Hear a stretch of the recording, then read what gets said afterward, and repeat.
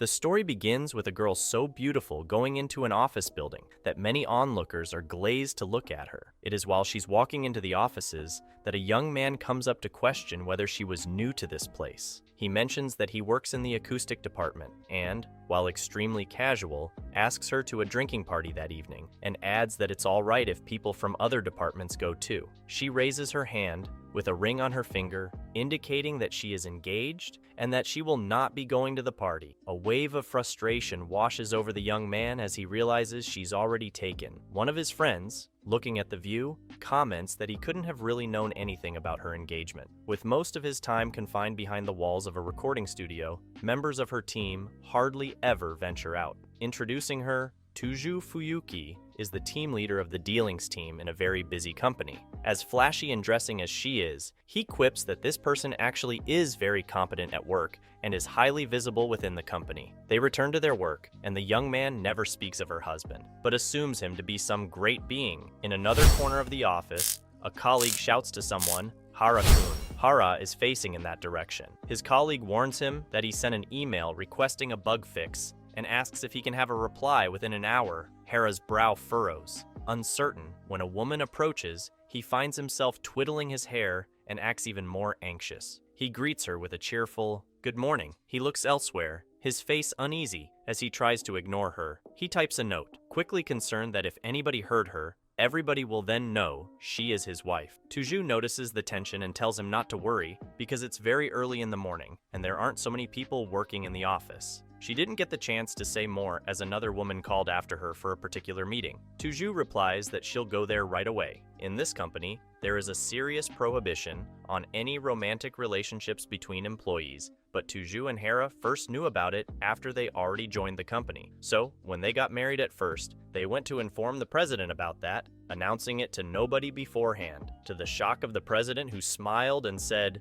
that they both know that love is forbidden here, right? The two of them looked at each other, astonishment in their eyes, because neither of them knew that. The president clarified that he truly cherished their talents so much that if they kept their marriage from the rest of the company, it should be fine. This is how they got special approval to continue working there, but on the quiet kept seeing each other. Moving back to the present, Tuju continued to work dedicatedly. Lunchtime came, and a fellow worker asked her to go have lunch with him, but she politely turned it down, citing she did not have time.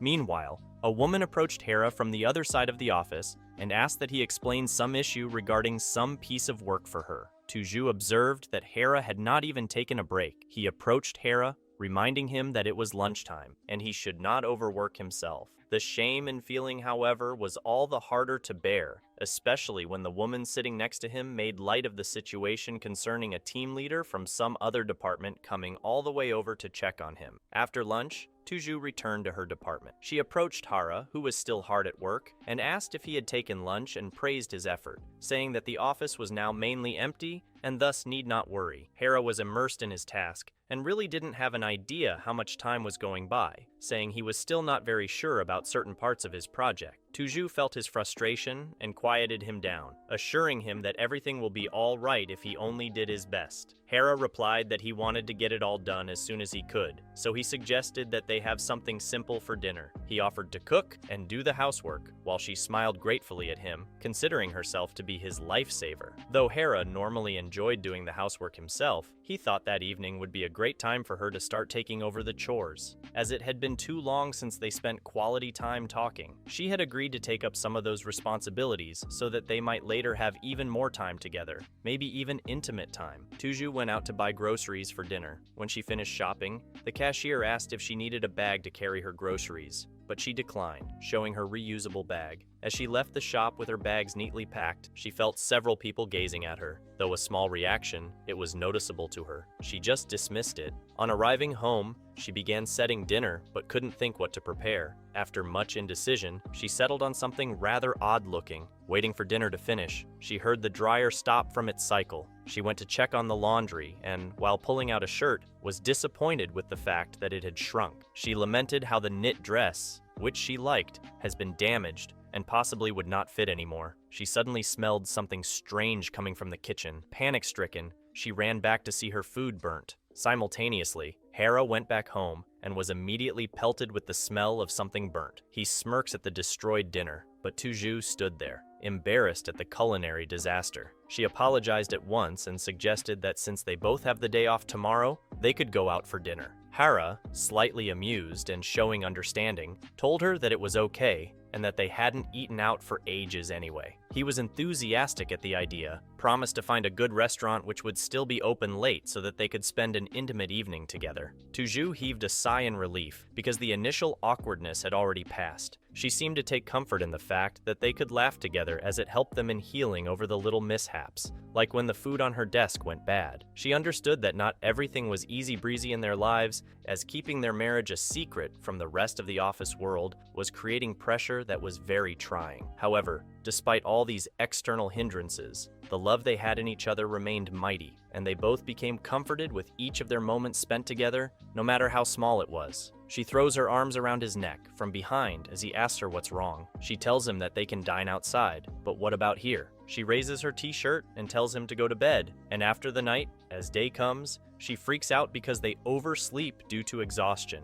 As Takun's mobile rings at the crack of dawn, Tuju rolls over him, playfully greeting him with a good morning. He, still half asleep, urges her to cover herself, worried she might catch a cold. She draws him near instead of listening and plays with him, telling him she won't get cold if they just stay there. Embarrassed and flustered, Takun opens his mouth to proclaim that they really do need to wake up because they're going to be late for work. As the morning wears on, Tuju stands before the mirror and looks at her face. She suddenly exclaims, "Something is off." It's concern, however, that makes Takun ask her what's wrong to receive her coy reply that she is too pretty. Not acting immediately, she turns toward him and asks if she doesn't look beautiful. He visibly blushes before he tries to come up with words for how cute she is. He awkwardly changes the subject of conversation by asking her if she is using new perfume. Calming himself, he leans in to softly sniff the perfume to confess that he really likes this one. Tuju blushed, content in the feeling that she had woken up earlier than usual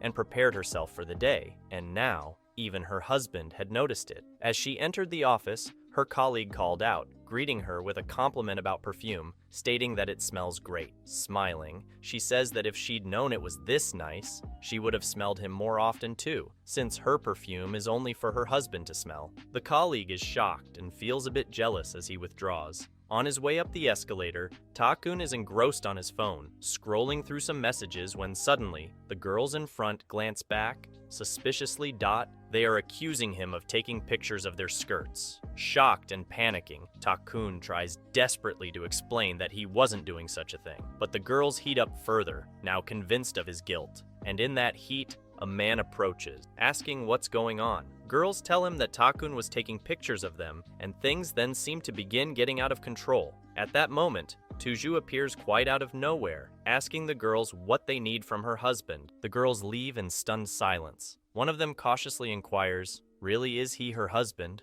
Tuju nods, confirming the truth. Stepping out with newfound confidence, she asks the girls again what it was they wanted from him. Feeling embarrassed and realizing their mistake, the girls backtrack, mumbling their way in apologies and an admission that it was a misunderstanding. Even the man who intervened earlier, when he finds out that Takun is married to someone like Tuju, concludes that Takun would never do that. There's no more tension left, and everyone resumes their busy activities. Later that night, while returning back to his place, Takun thanks Tuju for saving him from false accusations while he was nearly suspected of being a peeping Tom, saying he could not have even envisioned it was he who almost became the suspect. Tuju then plays with his hair as usual and whispers into his ears that she has special something in her closet, which makes him feel teased while saying that she would be back soon and that he should wait for her. Moments later, Tuju puts on an old shirt from the good old times of them. When she walked into the room, Takun looks up. He asked her if he has already seen how she looks, and he replied overwhelmed by the nostalgic feeling it brings him, saying that it brings too much memory. Curious, he asked her why. Tuju smiles and said she can't afford to lose to the young girls going around him, and with a wicked glint in her eyes, moving closer to him, she hints that they might have some fun tonight. Takun nods his head in agreement, but still seems a bit taken aback by the shift in mood. Just as it's getting really hot, Tuju playfully stops and says he can take all the pictures he wants that night. Thoroughly caught off guard and blushing, Takun shouts he does not want to take any pictures. Tuju is flashing a knowing smile as he tells Takun not to be ashamed of himself as he waves Takun's protests away. As Tuju walked through the busy streets, engrossed in her phone, people couldn't help but gaze at her. Two boys in particular noticed her and approached, calling her One-chan and asking if she would join them for tea. She politely declined, stating that she was waiting for someone. Moments later, Takun came running towards her, and upon seeing him, the boys laughed, mocking her for waiting for him. They found it hilarious that she was dating someone they considered such a poor match.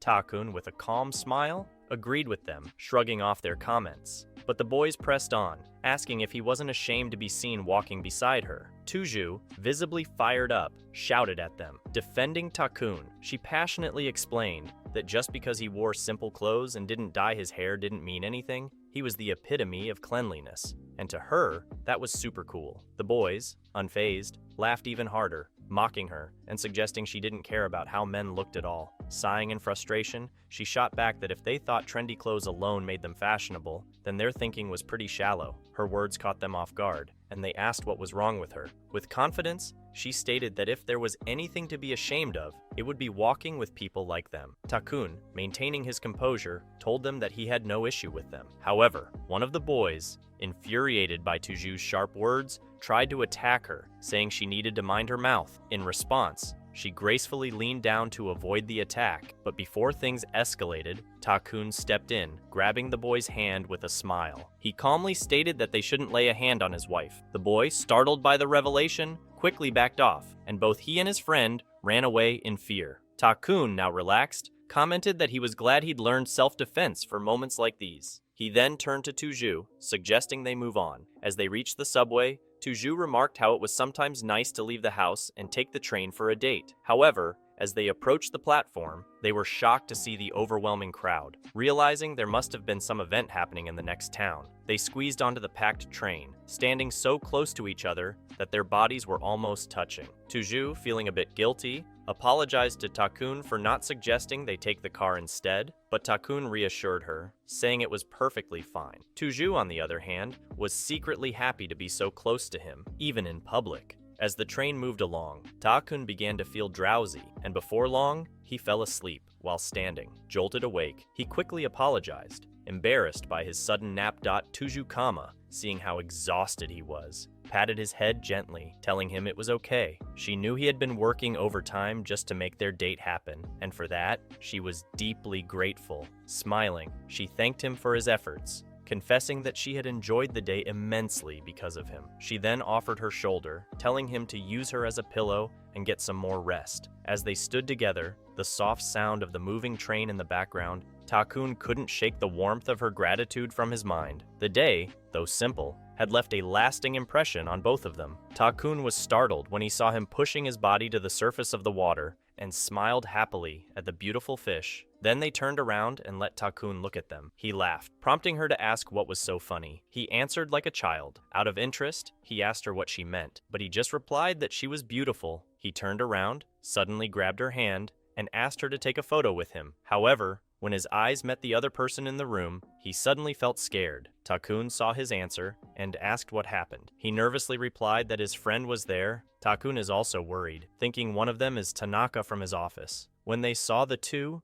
their loss became apparent. They asked him to go quietly, but the woman refused, reminding him that she would come to see him if he was unhappy. Being outnumbered, they assured him that they would be saved. He asked her if she was sure, and she told him she was going to a dolphin show. As he sat on the chair, Takun sat to the side and tried to leave, but he was forced to sit down. Then, friends saw them and were surprised and asked why Takun came back. They are afraid and think they will be discovered. Before he could say anything, Dongchung interjected, explaining that they were both work-related, looking for references for a new project since they were both team leaders. Tanaka laughs and says that he trusts her because he has no other way to see her, and then he laughs at them, revealing that he and his friend are still close. Fortunately, the dolphin splashed water on Dongchung. Takun quickly asked her if she was okay, but she was wet and her top was wet. Seeing Tanaka looking at his body, Takun gets angry and hands him a towel and tells him to hide because someone is watching. After the show, he left and Takun sighed and said he didn't hear clearly. Dongchung suddenly jumps on him, laughing at him and asking him if he is jealous. He denies this, but admits that he is, just a little. He smiled and teased her because she was so easy to read. She asked him why he was smiling, and he replied that he was cute. When Takun said he wanted to eat fish, the girl behind him saw his expression and smiled. As Takun is about to leave the house, he tells Tuju that he's heading out earlier because he has some work to take care of. She runs towards him in her nightsuit, shouting and asking if he isn't forgetting something important. With a pitiful look, she asks about her goodbye kiss. He freaks out, asking her what she means, and she replies that since they can't flirt at work, this is the only chance. He leans towards her and gives her a kiss on the cheek. She asks him why, and he grins, explaining that if he had kissed her on the lips, he wouldn't have been able to stop himself. This makes her blush from shyness as he heads out. On the way, he notices a guy asking a girl to hang out, but she refuses, saying she's drinking alone and doesn't have time to fool around, telling him to hit on someone else. The guy doesn't give up and grabs her hand, insisting since both are single. As Takun watches this, he steps in. The girl looks at him, recognizing him from yesterday's scene, and quickly grabs his hand, telling the man that Takun is her husband. Once the man leaves, she thanks Takun, explaining that she was smoking before work and got into trouble. Takun, brushing it off, says it was nothing, but she insists that he's wrong, saying others just pretended not to notice, and he was the only one who stood up for her, which makes him pretty cool. He thanks her for the compliment, and as they approach the building, she mentions that she works there. To his surprise, he does too. She introduces herself as Hokuhu from the script team and shows him her work card. Takun freaks out. Knowing her reputation, her writing is considered masterful, and her name brings a lot of attention to their company. But from her appearance, she doesn't seem like a typical writer. She explains that she's allowed to work from home, which is why they haven't crossed paths before. He shows her his own company card, and they part ways. When Takun enters the office, Tuju pulls him aside, slams the door, and reassures him that no one's around. He asks her what's going on, and she kisses him, saying it's revenge for earlier, and tells him to continue it at home. Meanwhile, Hokuhu overhears their conversation and thinks to herself that it's quite interesting. When Dongchung came out, Beifeng greeted him. Dongchung says that he rarely sees him, and Beifeng replies that he will. Dongchung asks when was the last time they met. Beibei replied that it was when the Hot Girl Queen quest was released and said that he was able to complete it thanks to Tojo. Dongchung laughed and said that he used Beifeng as a reference many times. Beifeng looked at him and realized that 2 years had passed and asked if Dongchung had been married then. Tuchung is surprised and says yes, prompting Beifeng to ask who her husband is. Tojo replied that he didn't know her very well, quickly changing the subject and asking about the next game. Beibei said that this is a popular isekai game, but he brought a fun new theme that focuses on the love of a secret agency. Dongchung was surprised and asked if the program could be changed. Beifeng was a little angry and asked what Dongchung meant and what he meant. He reminds Dongchung that he is the pride of the company and their divine author. At that time, Takun watched them from a distance, amazed at their intelligence. He knew he had to stay alert so that Beifeng wouldn't find out about him and Dongchung. When Dongchung saw her, he kissed her and blushed. A girl came up to him and asked what happened, and he replied, nothing. Later, after work, Dongseung goes home and Takun greets him. As they sat down, he asked her if she was tired and told her to sit down. She agrees and hugs him, teasingly asking if he wants to continue talking. He looked at her suddenly, then leaned forward, accepting her blushing. He kissed her forehead and told her that she looked beautiful. However, after kissing himself, he asked himself if he smelled anything. She stood up shyly and said she would take a shower first. Sorry for waiting. When he entered the bathroom, he opened the door and jokingly asked if he wanted to do it together.